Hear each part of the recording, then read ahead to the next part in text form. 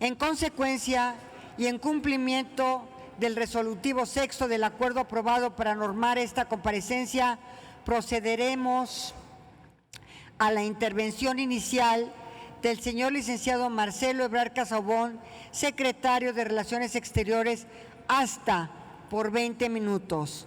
Señor secretario, tiene usted el uso de la palabra.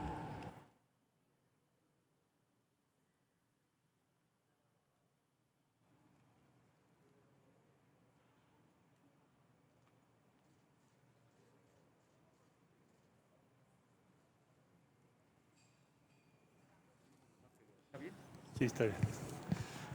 Muy buenas tardes. Con su permiso, señora presidenta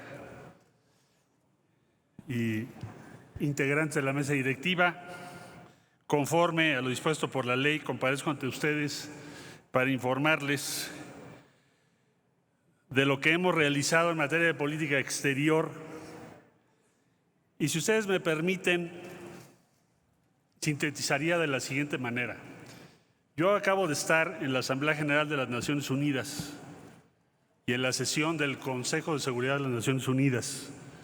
Y puedo decirles que el nivel de respeto y atención que tiene México hoy en el exterior es de los más altos que hemos tenido en nuestra historia. Y me enorgullece decírselos y compartírselos porque es la tarea común que ha emprendido la Cancillería, el Servicio Exterior Mexicano, las embajadas, los consulados. Es lo que hemos construido, porque el respeto, la voz de México se escucha porque tenemos autoridad política y moral, si no, no se escucharía.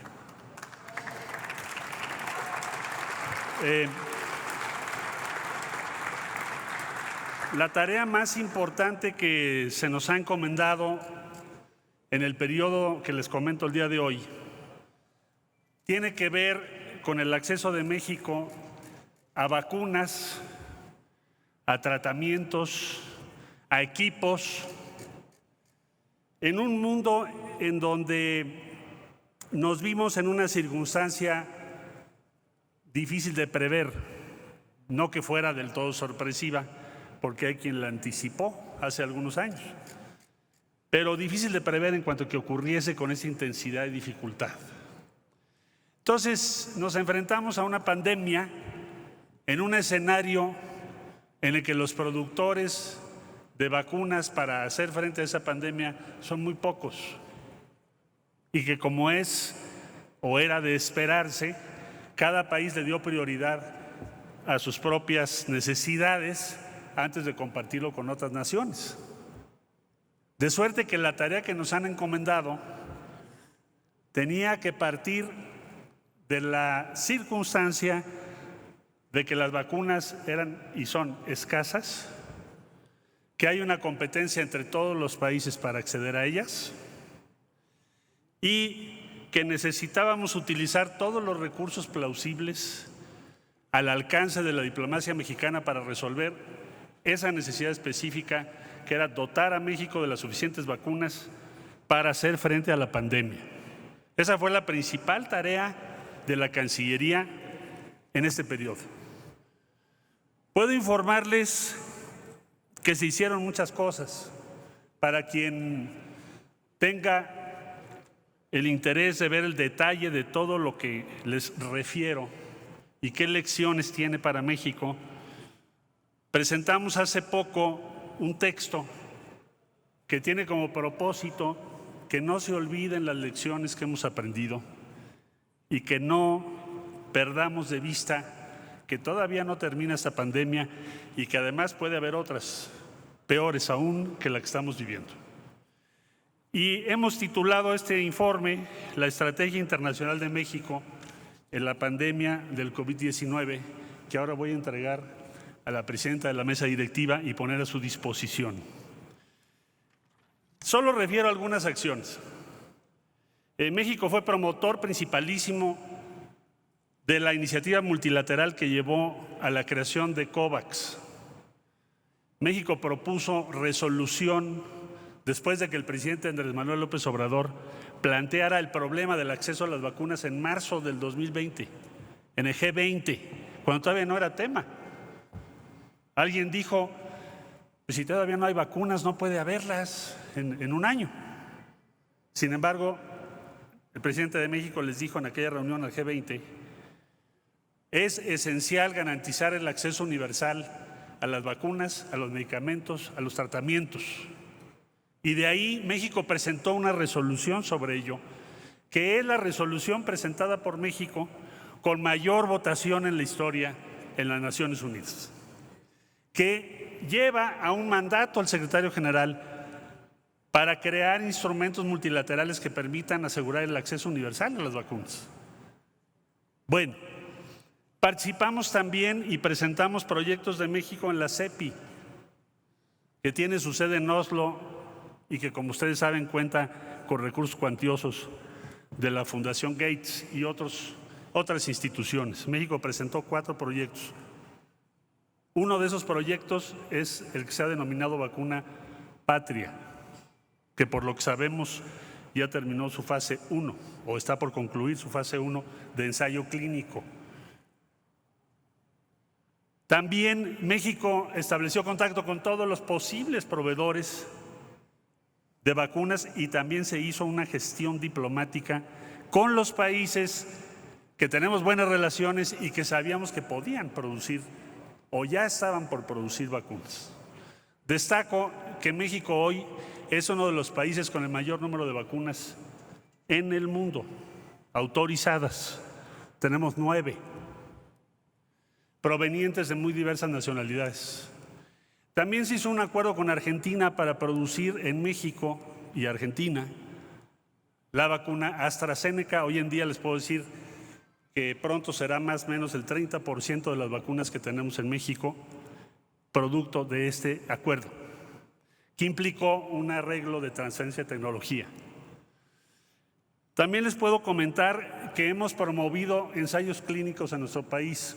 De hecho, ensayos clínicos fase 3 en México se han llevado a cabo merced a estas gestiones. El ensayo clínico de Janssen, que incluye la versión pediátrica para menores de 18 años. Se ha llevado a cabo el ensayo clínico de CureVac de Alemania, el Novavax de los Estados Unidos. Se acaba de autorizar Sanofi de Francia, Valvax, que es una vacuna RM mensajero de origen chino, otra vacuna de la India y otra vacuna de China. En total, todos esos ensayos clínicos que acabo de mencionar están en curso. Gracias a todo esto, México tiene hoy más de 114 millones de dosis ya en nuestro país, lo que se veía muy difícil de lograr cuando empezamos estas gestiones. Debo aquí reconocer el trabajo muy destacado de las subsecretarías, de la Secretaría de Relaciones Exteriores y de todos los equipos en nuestras misiones, representaciones y embajadas que han hecho posible esto.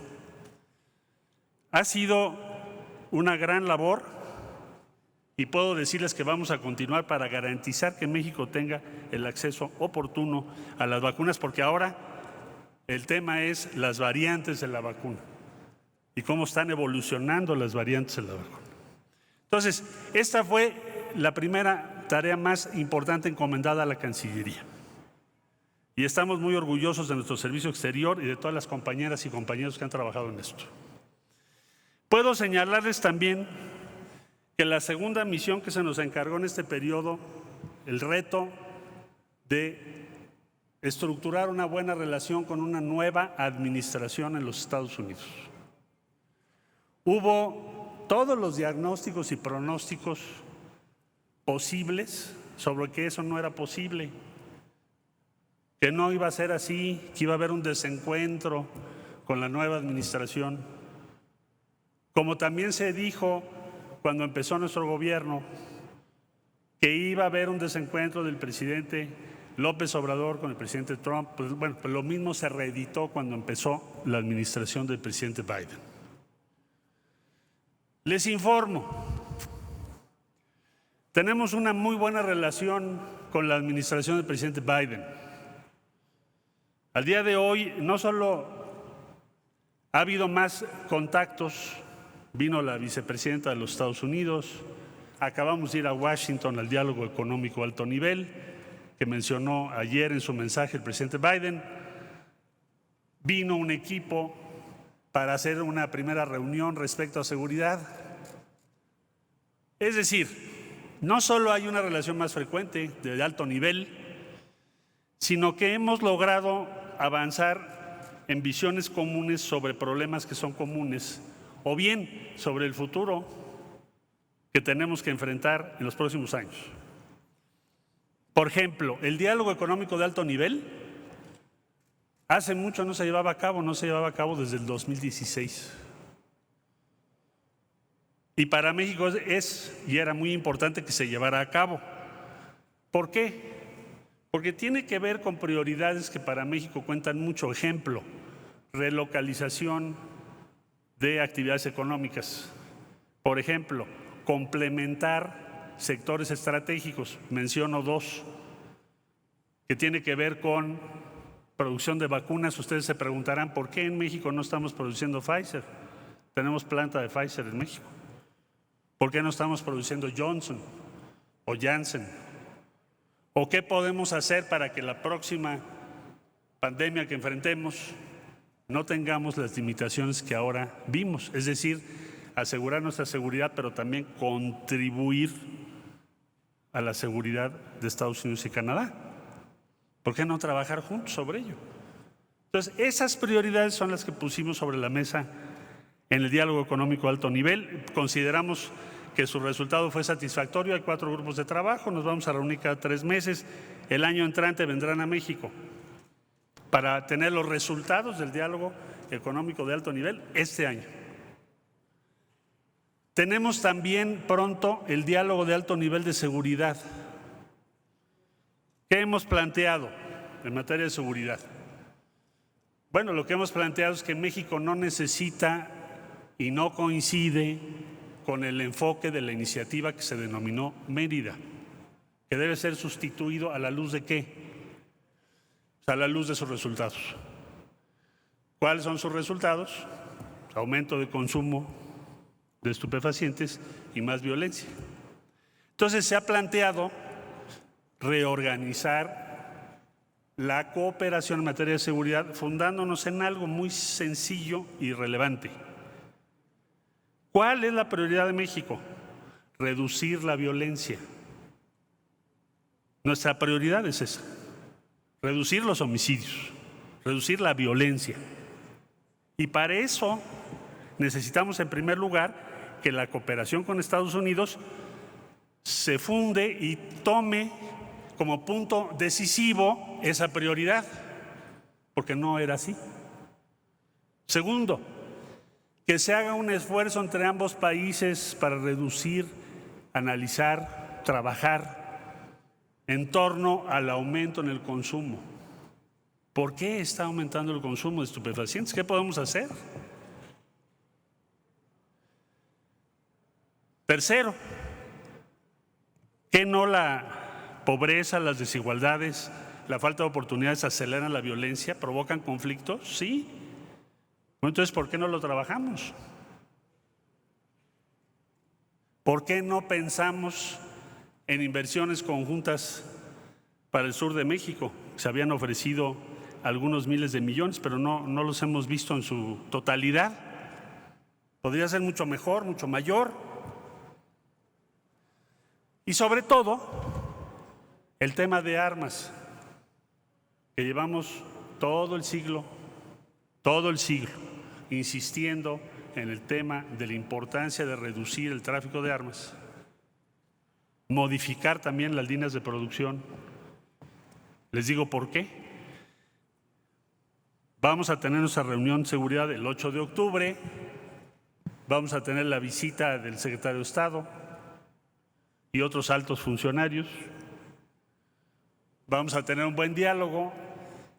Y México acaba de plantear el día 4 de agosto, casi 2 años después de la tragedia del Paso, 2 años y un día, de aquella tragedia que todos lamentamos y vivimos, aquí la comentamos en su oportunidad, que llevó al asesinato de 26 personas solo porque hablaban español en un Walmart.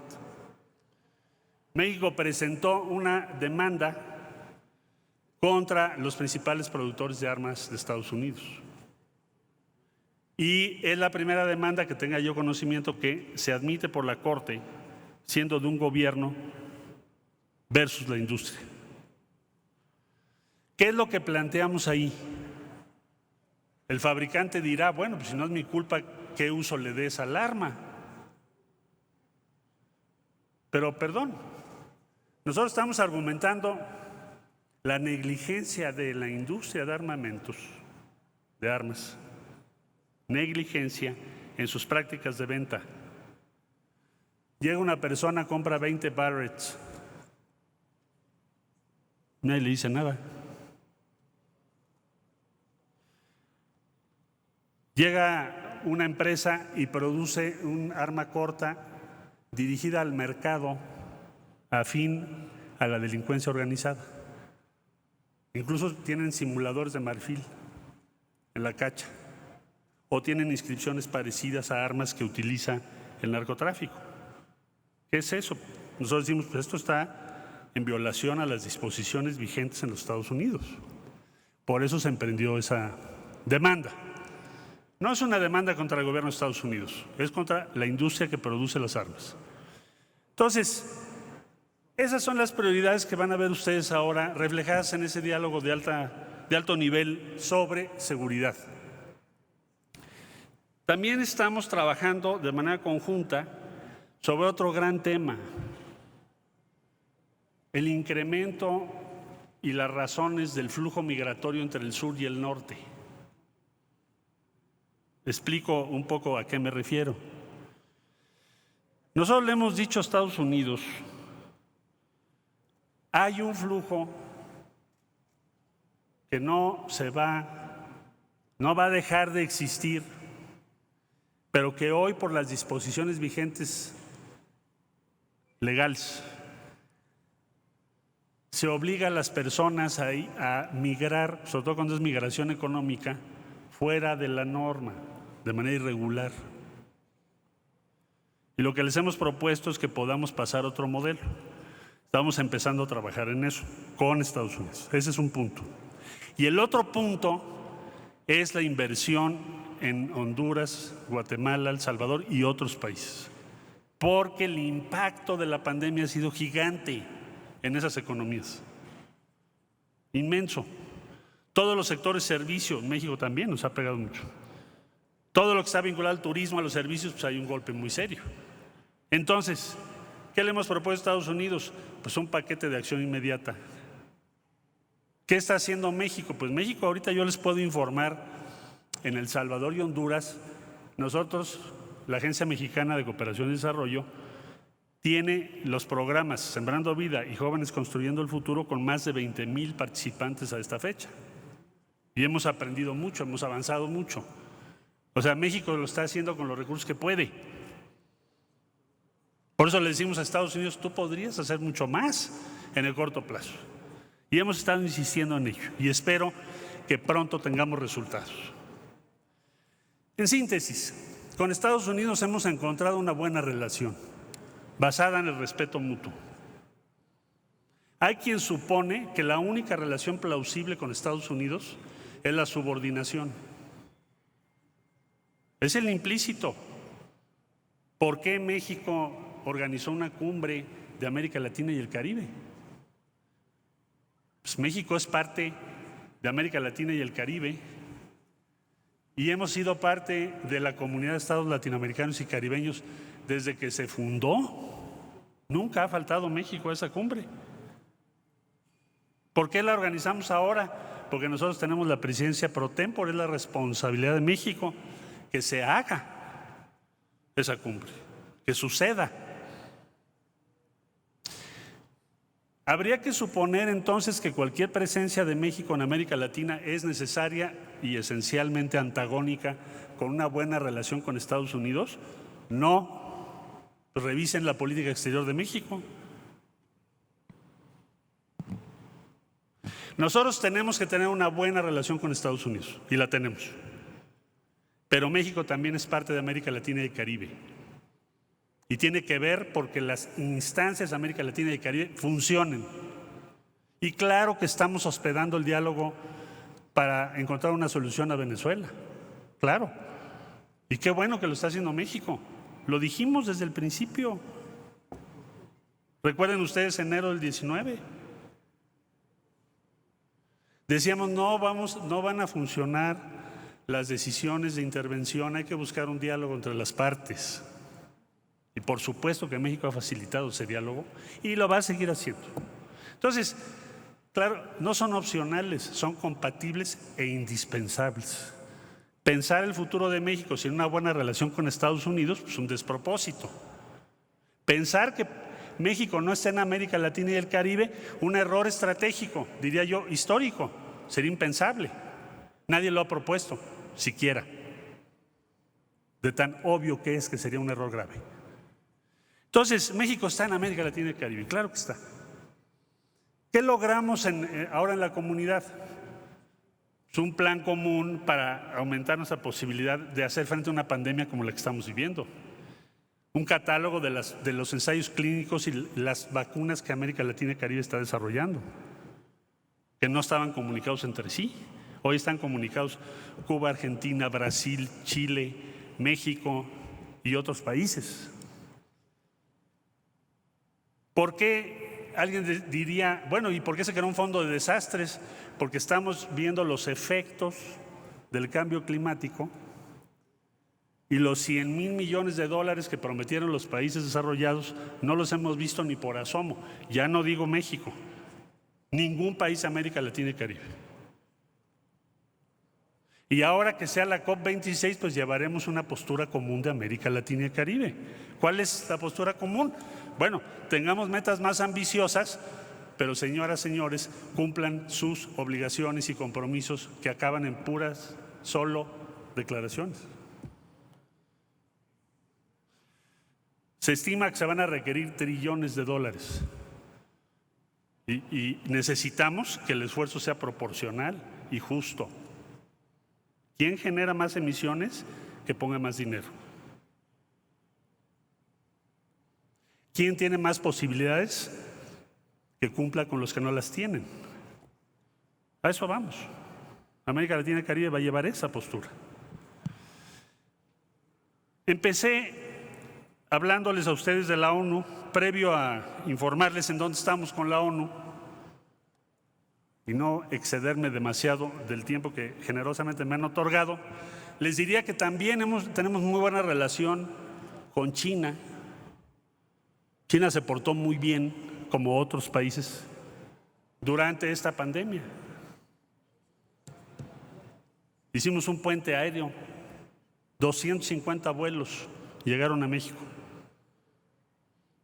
Nos comisionaron una empresa para eso, para apoyar a nuestro país.